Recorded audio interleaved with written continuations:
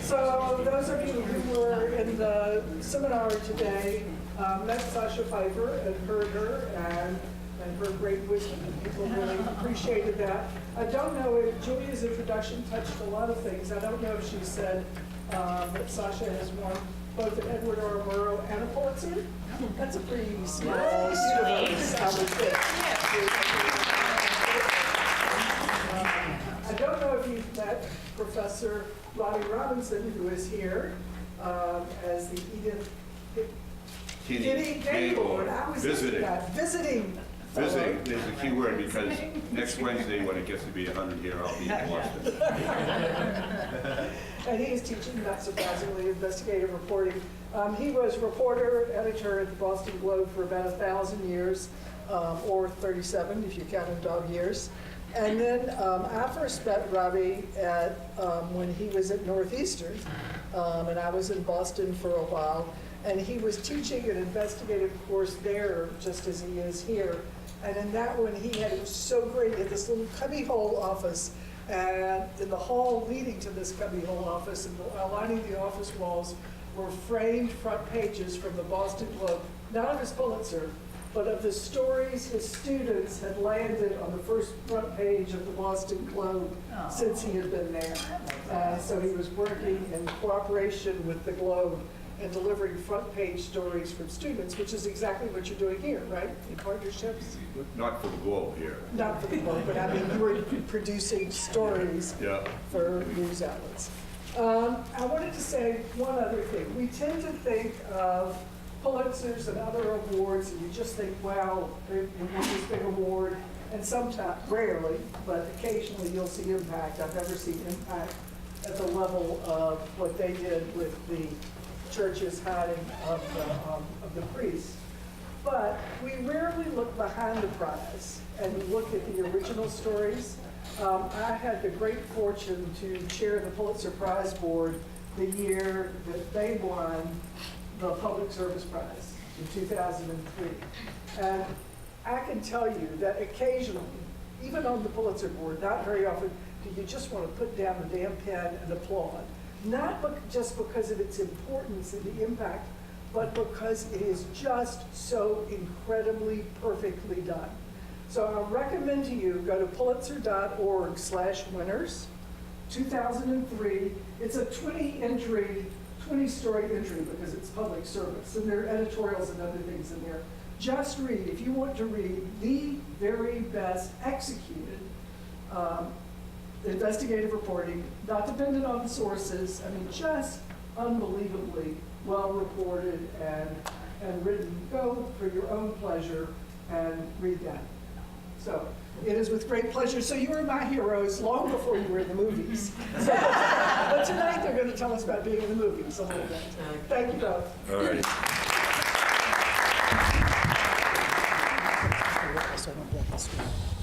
Do we need the mic? Yeah, it's not a great acoustic room. What was that? Well, okay.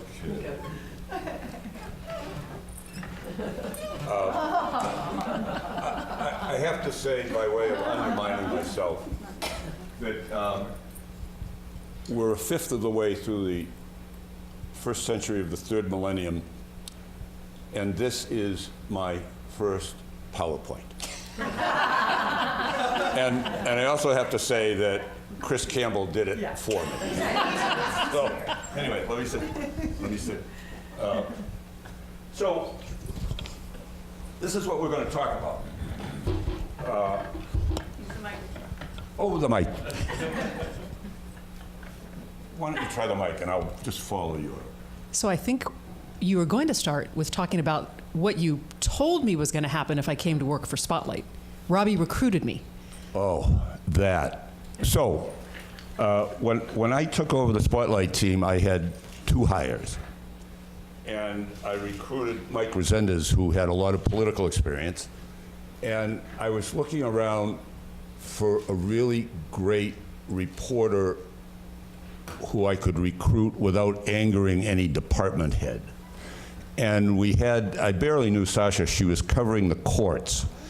And having hired a fair number of reporters when I was Metro editor, I could tell from reading her sometimes 400-word stories that she packed as much information into them as some reporters would take 2,000 words.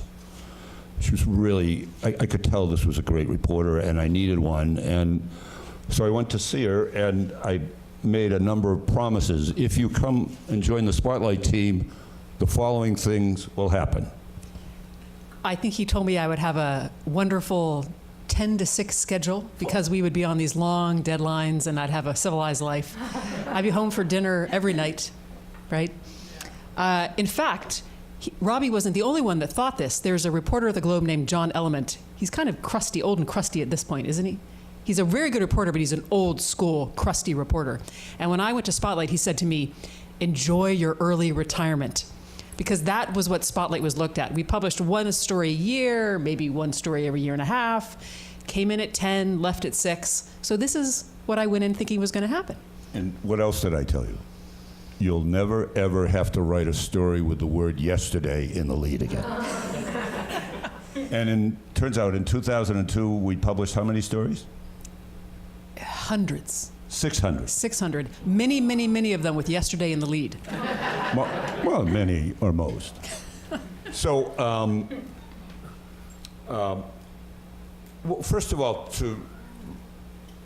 something happened after the stories appeared, and I just want to remind our audience, if I can click this way, of what happened eventually, and we'll get back to that. I know there's things you cannot tell me, but I also know there's a story here, and I think everybody will hear about it. Do you think your paper has the resources to take that on? I do. Do you? The Boston priests molested kids in 6 different parishes over the last 30 years.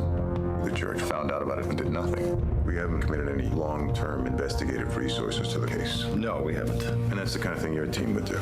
Spotlight? Guys, listen. Everybody's going to be interested in this. Obviously, the church will fight us very hard. I'm trying to get some background information. I don't want you recording this in any way, shape, or form. Nothing. We understand you've settled several cases against the church. I can't discuss that. There aren't any records of any of these settlements. Nope. When you're a poor kid from a poor family, and when a priest pays attention to you, it's a big deal. How do you say no to God? Spotlight. Just the tip line. You think he's got something? I want to keep digging. We need to focus on the institution. Show me that it came from the top down. They'll try to silence anyone who speaks out. You leave me alone, you hear me, goddammit? 6% act out sexually. 6% is 90. 90 priests. If there were 90 of these bastards, people would know. Maybe they do. You're going to give me the names and the names of their victims. Are you threatening me? I was doing my job. Yeah, you and everyone else. I am here because I care. We're going to tell this story. We're going to tell it right. I'm hoping we can keep this between us until we all get on the same page. Is that why we're here, to get on the same page? We've got 2 stories here. A story about degenerate clergy, and a story about a bunch of lawyers turning child abuse into a cottage industry. Which story do you want us to write? Because we're writing one of them. I'm not crazy. They control everything. This is not just Boston. It's the whole country. It's the whole world. They knew, and they let it happen. It could have been you. It could have been me. It could have been any of us.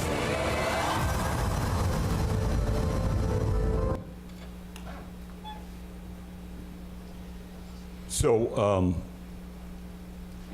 I guess when you do a PowerPoint, you have to go to the next slide so you can remember what to say. Is that? We've been on the same page before, but never with my PowerPoint.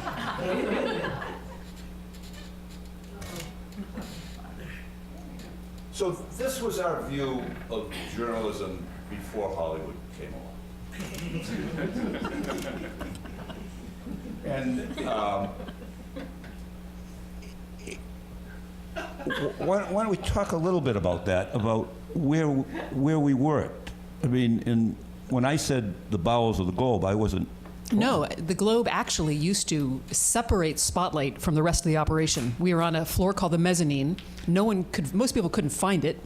There was, around the corner were these really old guys who used to have a job that had become obsolete. Engravers.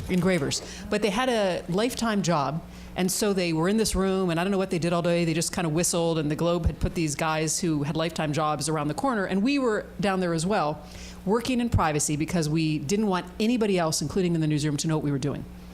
So, and the work is, I like it, but it's often very tedious. We spend a lot of time going through databases and files and court records, and it's slow work, but it often yielded good results. And we worked for 5 months, 4 of us, on this story, and we got pretty far down the road before we published our first story in January of '02. And as Sacha mentioned, hardly anybody in the newsroom knew about it. Because, journalists are unbelievable gossips, and if they know, then the Boston Herald would know. And that was the last thing we wanted to have happen. So we started publishing, and much to our surprise, it's fair to say this was literally the dawn of the internet age. And the story went viral. So within a day or so, we were getting emails from literally all around the world. Victims of priests, hundreds of victims in Boston called us. And so we plodded along. We added 4 reporters. And by the time we quit in May of April of '03, we had 900 stories. And to my recollection, nobody had ever asked, how did you do the story? Or what barriers did you run into? And frankly, if anybody would have asked, we would have said, why would you want to know that? Mm-hmm. And then in about 2007 or 2008. Oh, I missed a slide. Oh. And must genuflect too. So this. Thank you, Sandy. This is the lot of us standing on the steps of the library at Columbia the day we were handed the Pulitzer, and that was for us, and I think remains for us, the most important piece of recognition we've had for our work, and frankly, it's all we ever expected to get. Yeah, and life went on. I mean, we started our research in the summer of 2001. We finally left the project to move on to another one in spring 2003. For a year and a half, though, the story became so gigantic, and it tentacled in so many ways. I mean, suddenly it was about archdiocese on the verge of bankruptcy. Why did this happen? Was it the role of the laity or the lack of the role of laity? Was it because women aren't part of the church? So the issue kept getting bigger and bigger. Finally, after a year and a half, we decided it's time to hand this off to the religion reporter. Some readers said to us, why are you abandoning the story? Others felt like finally Spotlight is moving on to something else. But we moved on. We did other projects that I thought were great. I left the Globe to work for WBUR, the member station in Boston. And then suddenly, in 2007, 2008, we got approached by these 2 movie producers. And this, we could tell the story. These 2 young producers, Bly Faust and Nicole Rockland, who have these little 8-pound gold statuettes now for Best Picture. They came to us, it was kind of a circuitous route. In 2007, Columbia, the J School at Columbia, had hired a novelist, David Misner, to write a case study about how we did our reporting. And he came to Boston, and he spent a week, and he interviewed all of us. And he did a pretty damn good case study, which you can find online if you Google Columbia Journalism and Spotlight. It's 23 pages. It's pretty thorough. And he was out in LA trying to sell his novel to Nicole and Bly, and they weren't buying his novel. So at some point, he said, well, if you don't want my novel, I did this case study at Columbia you might be interested in about these reporters in Boston who did this work. And they read the case study, and the next thing we knew, they were literally on our doorstep. Although I like to say to Bly, who's become a good friend, I said, we wouldn't have met with you if you hadn't been buying us breakfast at the Ritz. And you, if it had been for Sacha, who had a kind of a negative attitude. I wouldn't have done it. I really felt like nothing good can come from getting involved with Hollywood. They're just going to embarrass us. They're just going to exaggerate or sensationalize or sex up in ridiculous ways the work. The truth is, I felt a little peer pressured to agree because all the guys, and as you saw from that picture, it was a bunch of guys. Oh, it's a guy thing. Yeah. They thought we should do it. Honestly, the only reason I agreed is because I thought this movie's never going to get made. It's about clergy sex abuse. Who wants to watch a movie about clergy sex abuse?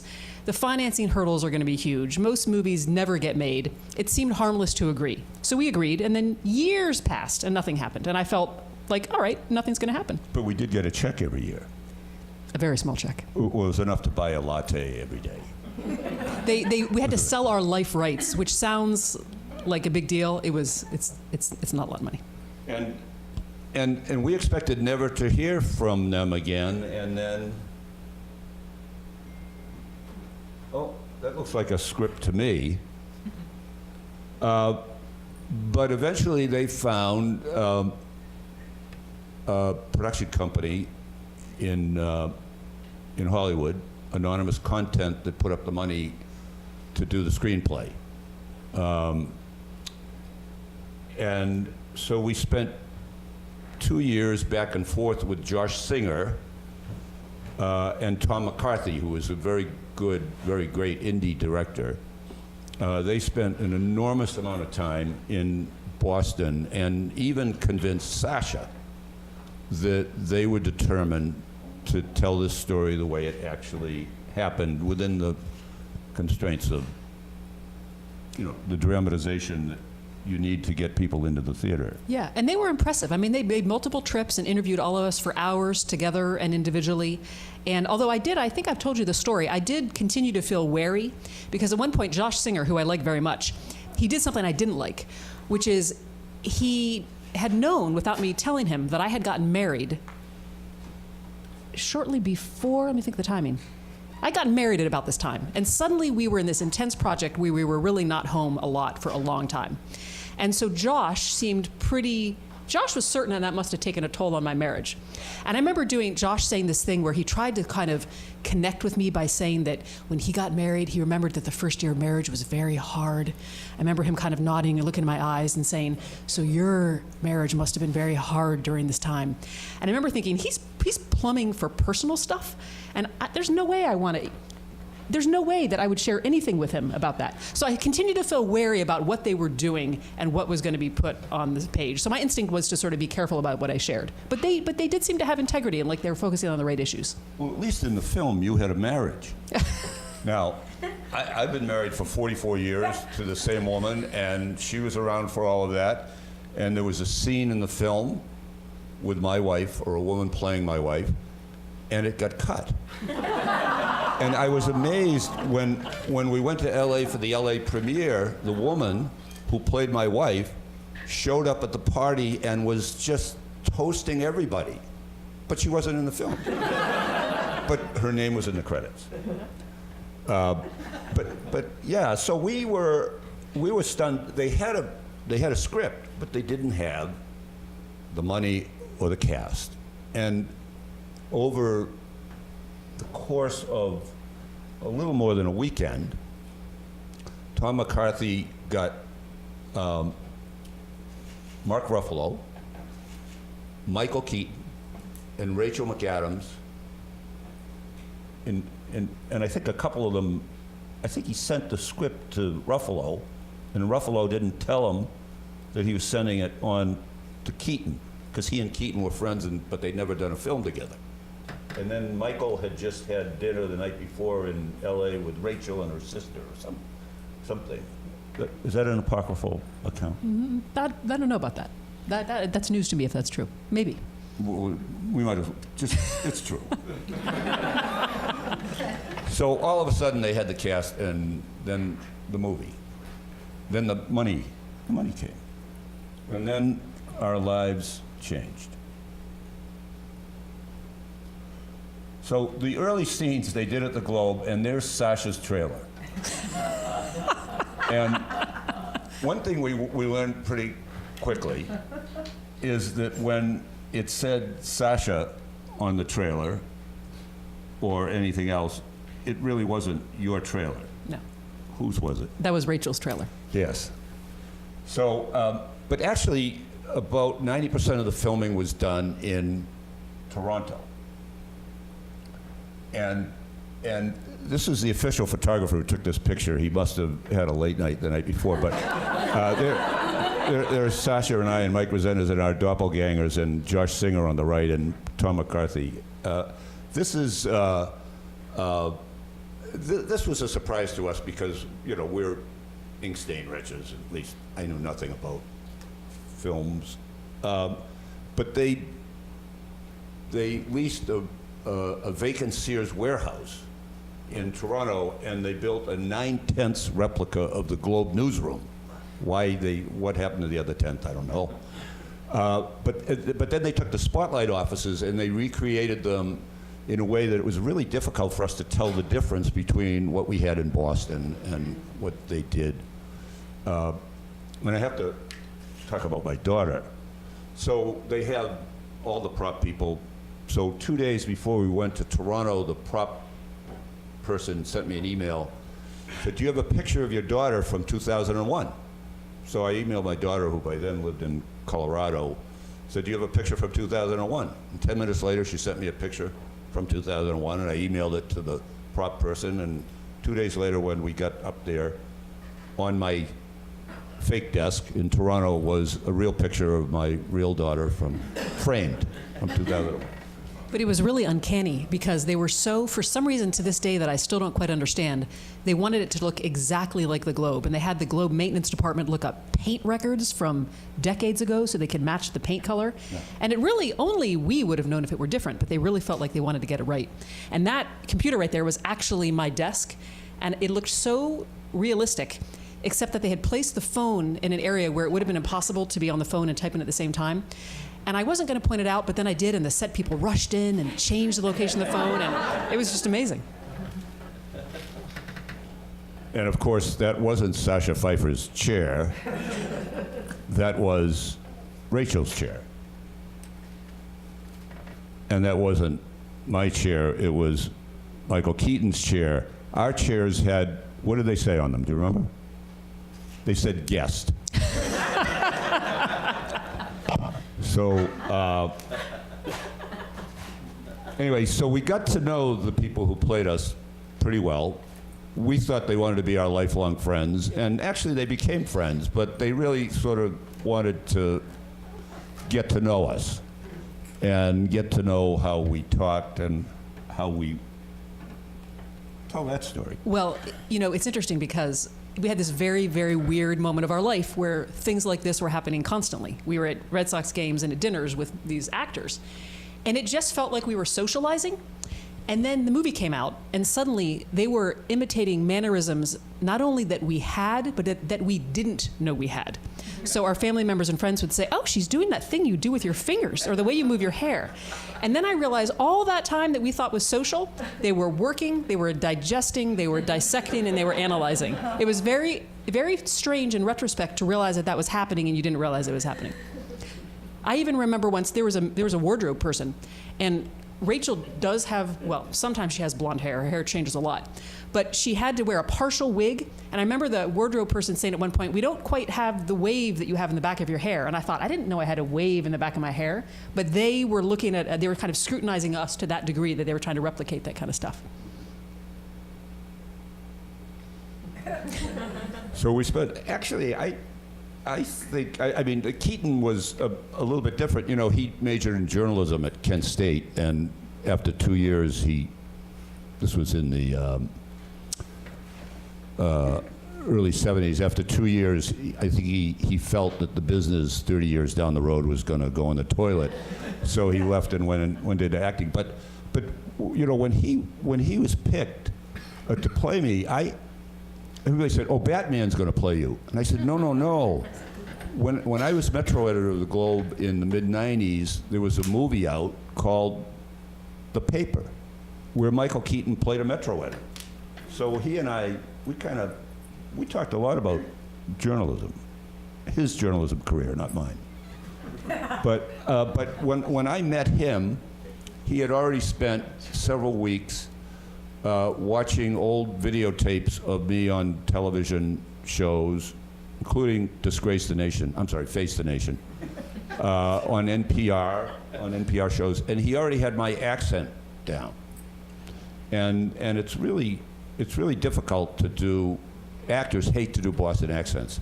And a couple of years after the film was out, Ty Burr, who's the Globe film critic, listed the 3 actors he felt in all time had mastered the Boston accent. And number 1 was Robert Mitchum and the Friends of Eddie Coyle. Number 2, I've now forgotten, but number 3 was Michael Keaton. And actually, Keaton used to walk around set with big headphones on. Do you remember this? And someone told us later he was listening to your voice. He was just trying to get it baked into his head. So then Sacha had this issue because Hansi, who's her real husband on the right, it's hard to tell the difference, was played by a guy who was a dead ringer, right? What was his name? Dwayne Murray. He was Rachel McAdams' friend from theater school, and she would try to throw him little side jobs once in a while. So he got the job. But what was funny about this is, so when I met Dwayne, he looked like that. He relatively, roughly resembled my husband. Well, then later, months later, we went to Toronto where Dwayne lived, and we had dinner with him. And I showed up at dinner. He was wearing a beret, and he had a scarf around his head, around his neck. And he looked very different. And I thought, why is Dwayne wearing that strange clothing? And then I realized that is a costume. He doesn't normally have sort of a partial beard and goatee and wear flannel. He was just doing that to look like my husband. It was very weird to later realize, oh, that's not how they usually are, because that's how, when we met them, they were. So we got social with... So this was this was an actual text I got once, and I found it so hilarious that I took a screenshot of it, because suddenly things like this were popping up, and I thought, I can't believe this is our lives right now. But yes. And that dinner, Michael's girlfriend was actually a public school teacher, made this fabulous chicken pot pie recipe, which I got. It took me a year to get it, but I got it. And it was at Michael's house, and the wines were, shall we say, over the top. So Michael Keaton lives in Pacific Palisades, and what I mostly remember is his house is not ostentatious. It really was tasteful. He had a statue of, was it St. Anthony in his yard? He had a little statue, and we literally came in, and his girlfriend was rolling out pastry for chicken pot pies, and it was another like surreal experience where I just thought, this is so strange.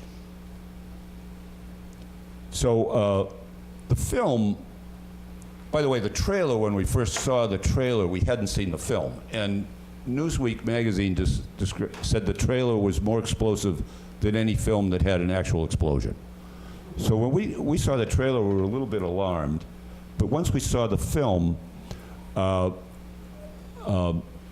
we had this, the first time we really saw the film was at the Toronto Film Festival.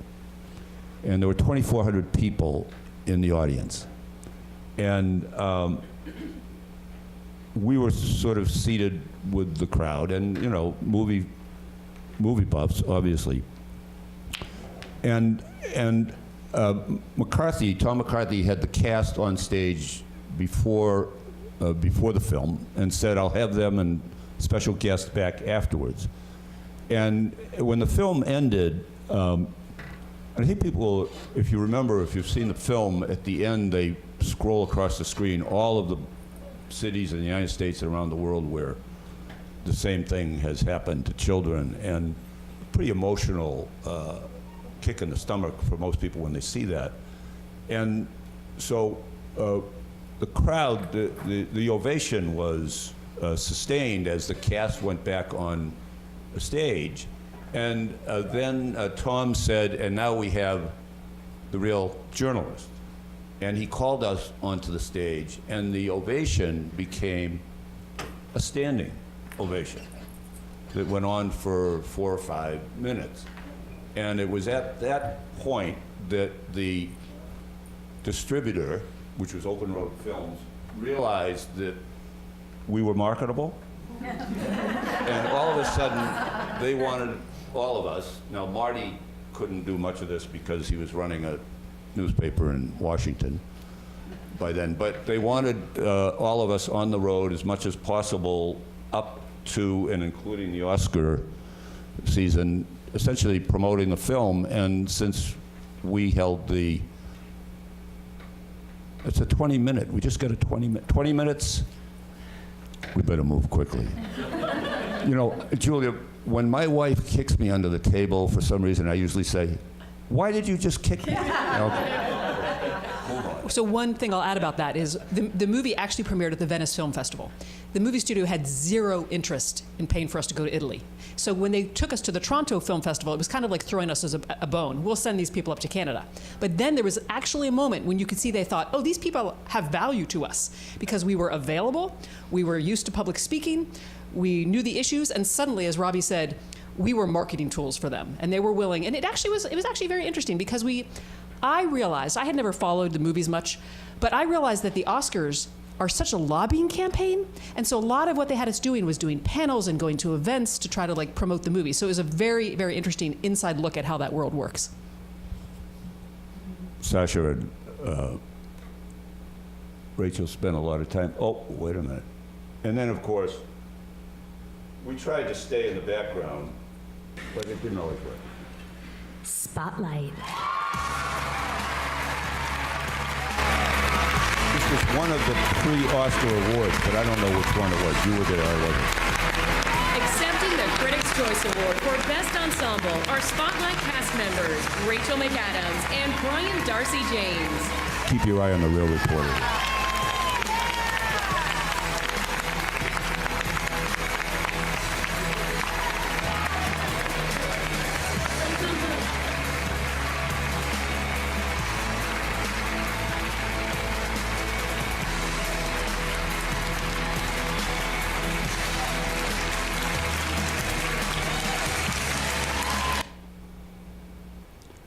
It went on for another 2 minutes, but we figured, of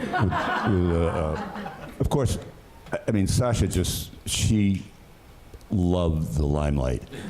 I stayed out of it completely. This is in Rome. On your left, on your left. On the right, on the right, on the right. Now, there were 50 still photographers there on a Saturday morning in Rome. And after which we had to go to a downtown theater to have a press conference because there were 150 reporters. And then Oscar night. That's the real... So that's my husband. And the funny thing about this was, that's the actual Oscar, and it was being passed around all night long. And at one point, my husband said, I'm pretty sure I could tuck this under my suit and take this home. And I said, you definitely should not do that. Well, I don't know if you remember this, but a year or two later at the Oscars, somebody took an Oscar. Do you remember this? And I think went to jail. So we're saying to my husband, I told you not to take the Oscar. And there's Ben Bradley and myself, and I should say Steve Golan, the producer, who just died last week. Sad to say, great producer. He had that same year, everybody said Revenant was going to win Best Picture, and he was the producer of that as well. So either way, he was going to get a Best Picture Oscar. So that's it.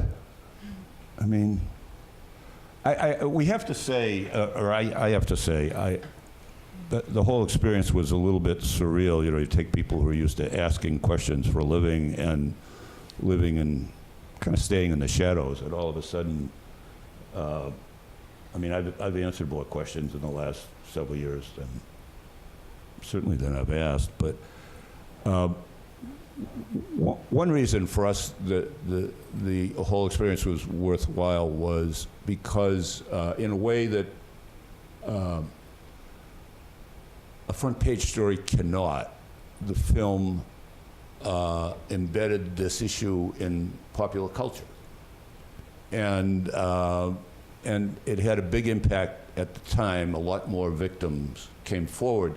But it also had an impact. It was one of the main reasons that the Attorney General, Josh Shapiro, in Pennsylvania last year decided to do a grand jury. And that discovered another 300 priests that the church had hidden. And since that happened last year, around the country, there are many more investigations, many more disclosures, and it's spread a bit, finally, around the world. So it was really worthwhile, I think, for all of us to go through that hellish experience that you just saw. So how many minutes do we have? You want to kick me under the table and tell me how many minutes? You got 19 minutes, you're good. Oh, 19 minutes. We can talk about whatever people want.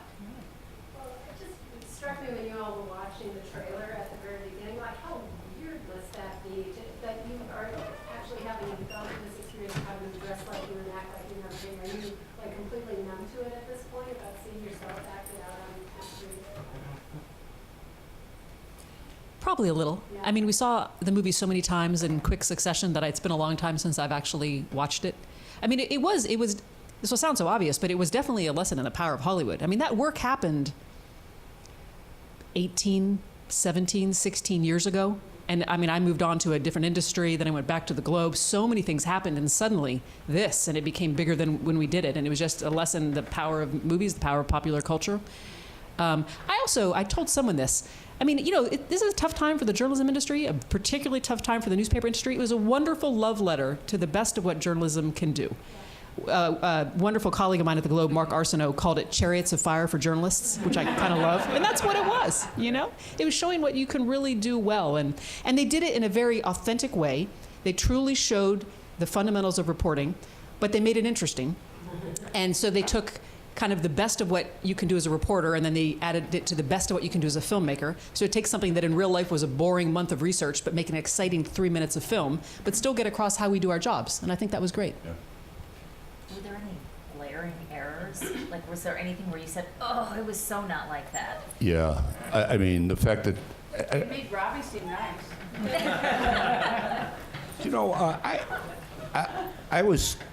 I'm still upset that, there aren't a lot of men in my age group in Hollywood who have less hair than I do, but they managed to find one.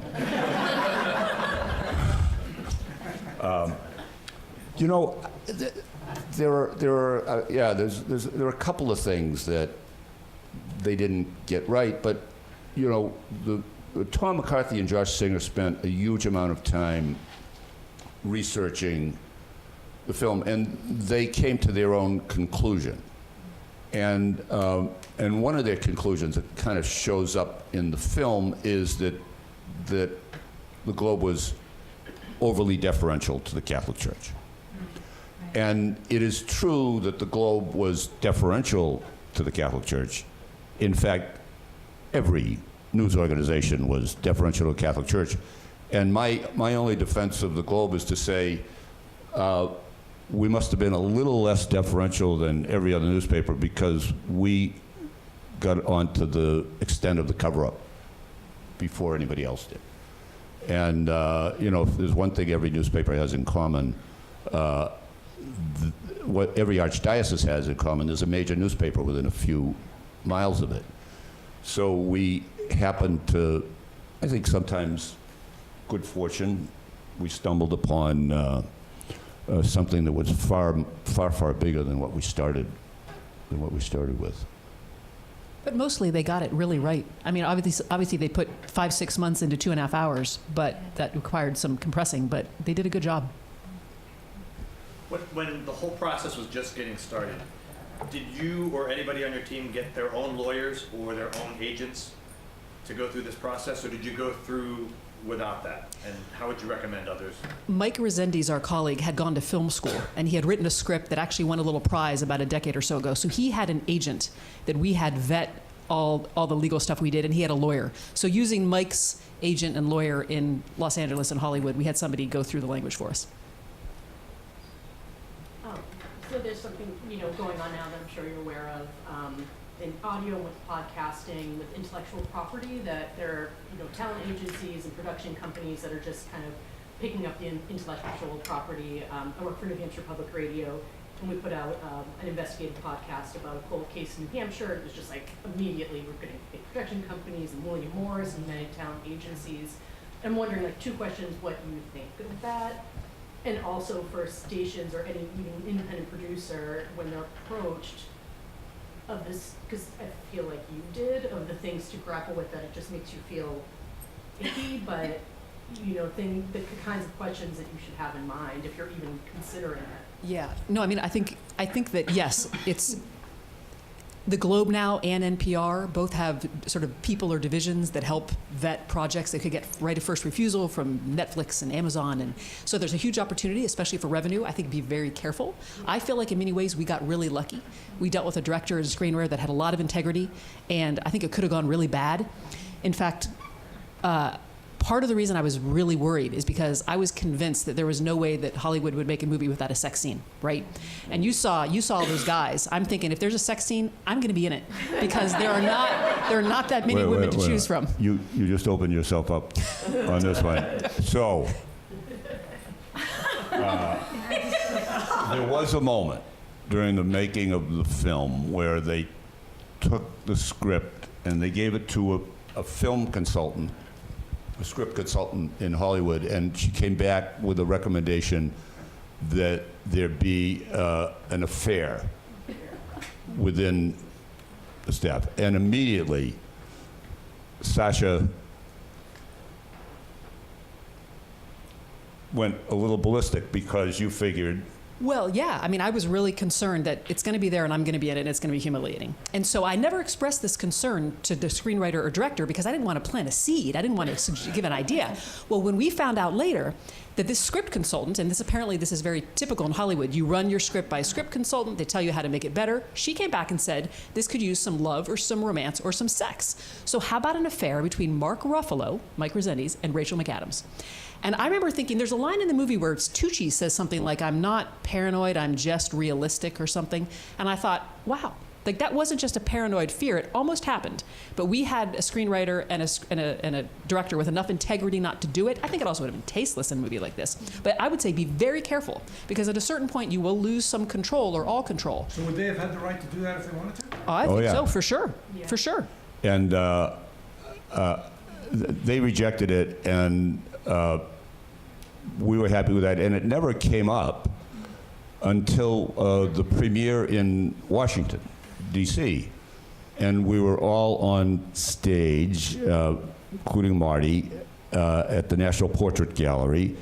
And our moderator was David Simon, who started out by calling the movie journalistic porn.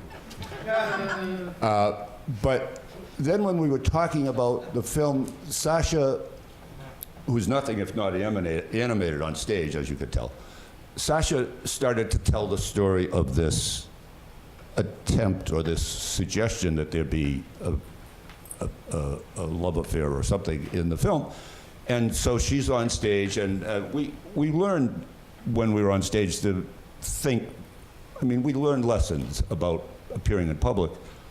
And she said, well, when I first heard of that, I started to think, oh my God, who are they going to pair me with in this? And I thought, I said, well, it can't be Robbie because he's too old. And I'm down the other end of the stage,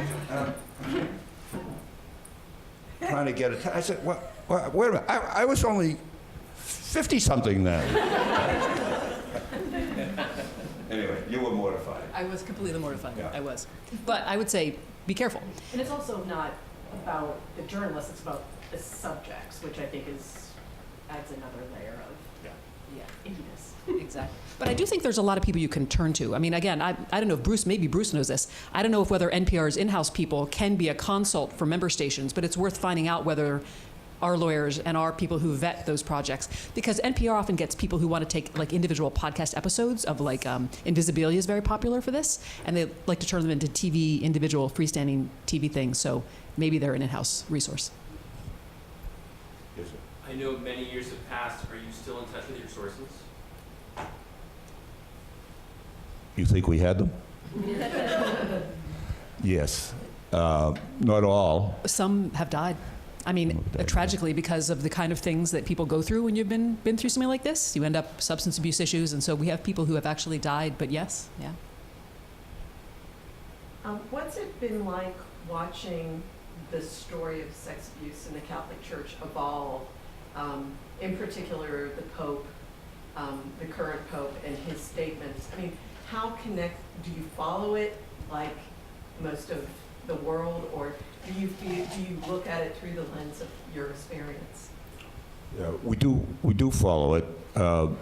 In the last year, I've actually started to write some. For a long time, I didn't want to write about it, but I've done so.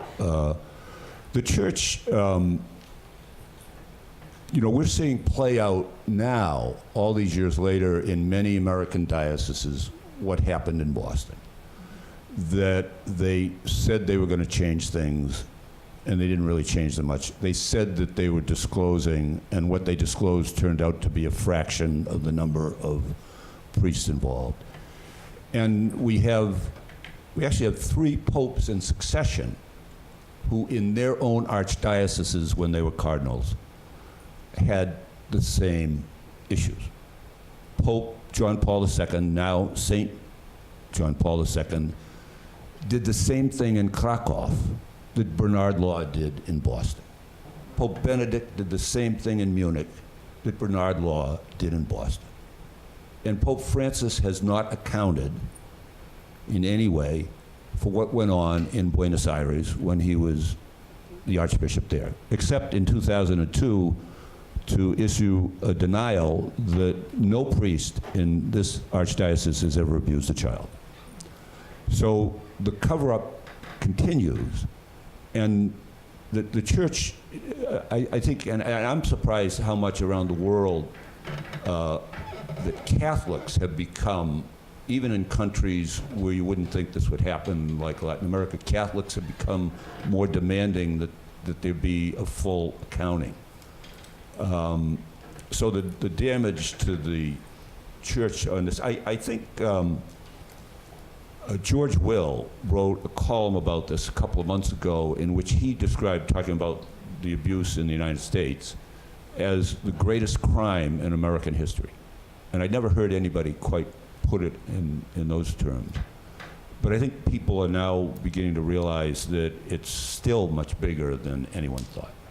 We got at least 1 or 2 calls when we were doing our stories in which a woman, I remember saying something like, what was in the water in Boston? What was up with your priests? And I thought, you're not understanding that it's not just Boston. We just got into the file cabinets.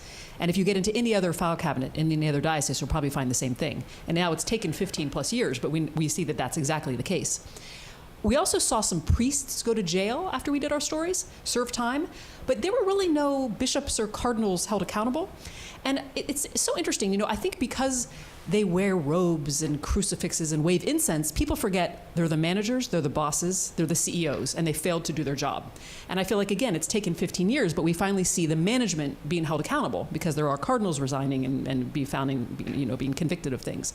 So for me, it's nice to see that even though it took time, they're finally holding accountable. Because remember, it was never just a story about priests who abuse children. It was about church officials who cover up for priests who abuse children. But it took a while to hold those church leaders accountable. So yesterday we talked about values and what values any news organization has. And to me, clearly what you exhibited in the Globe is the value of bravery. Because bravery? Yes. Because this was not, there was opposition to this. And I guess I'm wondering, many of the folks in this room work in markets where they face pressures. And any advice that you have on when you're working on a story in which you face some pressure, how do you deal with it? That's a good question. I mean, we learned a lot of lessons from this. A principal one being that the institutions that we care most about, our most iconic institutions, deserve the same kind of scrutiny that we regularly give, say, to political institutions. And the other thing I would say is that, when we started to publish, we expected to have 500 angry conservative Catholics in the front yard of the Boston Globe protesting. Nobody showed up. There was no blame the messenger. For a couple of weeks, there were the former mayor, Ray Flynn, came after us. But what happened was Catholics realized that their church had a cancer that needed to be excised. And so they, as much as you might tremble at the notion of taking on a powerful institution in town, if it's done something wrong, people will actually applaud you for doing it. I mean, the Globe had been, I would say the Globe and conservative Catholics had separated ways decades earlier, particularly during the busing crisis in Boston in the 70s. And I was stunned at how many calls we got from conservative Catholics who otherwise hated the Globe, who called to thank us because the church had put their children in harm's way. Although, when I did my panel this morning, the story that was told about West Virginia, did you tell that story? Yeah. Can you just tell that again in case anyone wasn't in the room this morning? What happened? I'll give a quick recap, sure. Working with Howard Burkus at NPR, we